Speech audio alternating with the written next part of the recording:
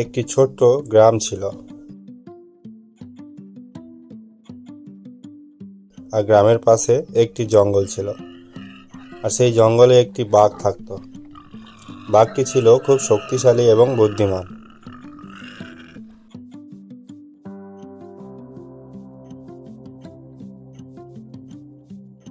গ্রামের মানুষ তাকে ভয় পেত,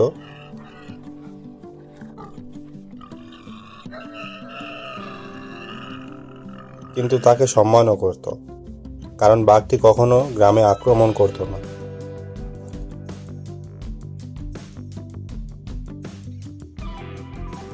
একদিন গ্রামের একটি ছেলে বনের মধ্যে হারিয়ে যায়।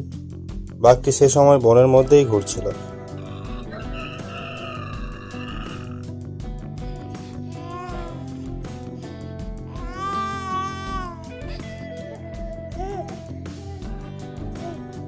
হঠাৎ সে ছেলেটির কান্নার শব্দ শুনতে পায়।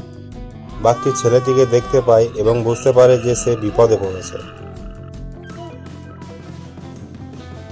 বাঘটি ধীরে ধীরে ছেলেটির কাছে যায়। ছেলেটি প্রথমে খুব ভয় পায়, কিন্তু বাঘটি তাকে কোনো ক্ষতি না করে তার পাশে গিয়ে দাঁড়ায়। ছেলেটি বাঘটির দয়া দেখে সাহস পায়। বাঘটি ছেলেটিকে নিরাপদে গ্রামের বাইরে নিয়ে আসে।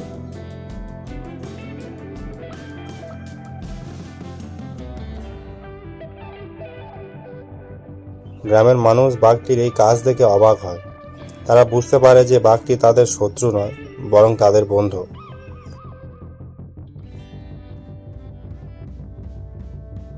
এরপর থেকে বাঘটি গ্রামের মানুষের আরও কাছের হয়ে যায়।